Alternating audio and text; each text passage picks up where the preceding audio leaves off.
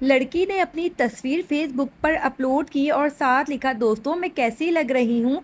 सरदार तेरे बाप ने 15 या 20 हज़ार का मोबाइल ले कर दिया है तो घर में 500 का शीशा भी लगाया होगा, उसमें देख ले हमसे क्या पूछ रही है चुसनी के मुंह वाली।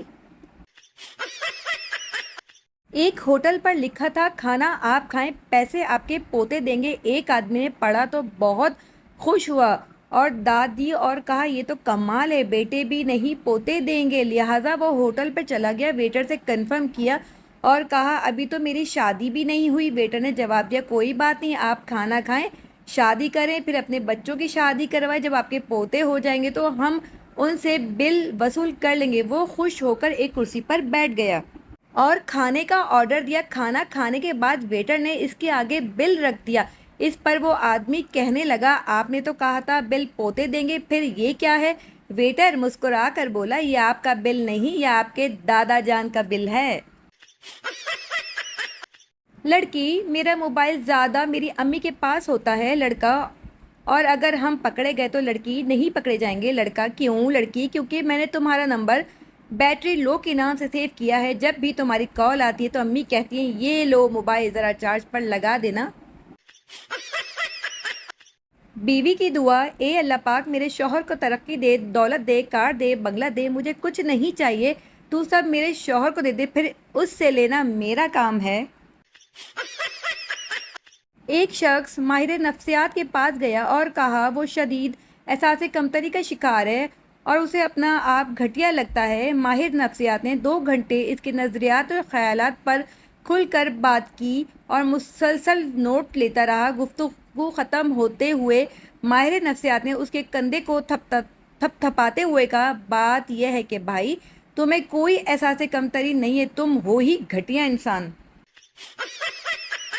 शौहर, सब्जी ठीक नहीं बनी, बीवी चुपचाप खा लें, इसको 600 लोगों ने फेसबुक पर लाइक किया है और 700 लोगों ने यमी लिखा है। आपके तो नखरे ही नहीं ख़त्म होते। माँ, बच्चों से जो मेरी बात मानेगा और मेरे आगे बिल्कुल नहीं बोलेगा उसको मैं टॉफ़ियाँ दूंगी। पप्पू, लो जी, इस तरह तो सारी टॉफ़ियाँ अब्बू को ही मिलेंगी। एक पठान अपना बिस्तर उठाकर जियो न्यूज़ के दफ्तर पहुंच गया। जियो वालों ने पूछा, किस लिए आए हो। पठान, वो लड़की किधर है जो खबरों में कहती है हमारे साथ रहिए। हम उसके साथ रहने के लिए आया है।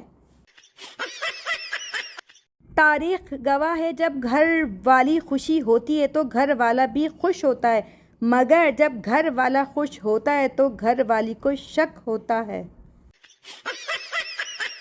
बिगड़ते हुए बेटे की शादी कर दी जाती है, बीवी सुधार लेगी। जब बीवी सुधार लेती है तो कहते हैं बीवी ने तावीज़ करवाया होगा। मैंने रिश्ते करवाने वाली आंटी को कहा, मैं जहेज़ नहीं लूँगी। वो कहती, बेटा तुम्हें कोई लड़की दे दे, ये बहुत बड़ी बात है।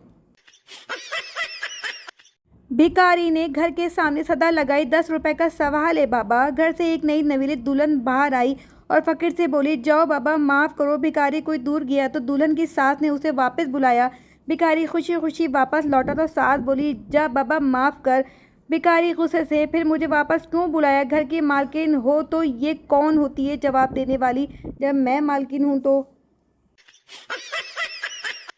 मेरे कज़न का बेटा रो रहा था, मैंने लोरी सुनाने लगी तो पड़ोसन की आवाज़ आई, काके नू रोलियन दे, तेरी मेहरबानी, तू चुप कर जा। जी भर के रोने दे आज मुझे ए दोस्त। एक ही लड़की का नंबर था, वो भी जुम्मे में मौलवी की बातों में आकर डिलीट कर दिया। मौलवी, ए तू चंगी नहीं कितनी।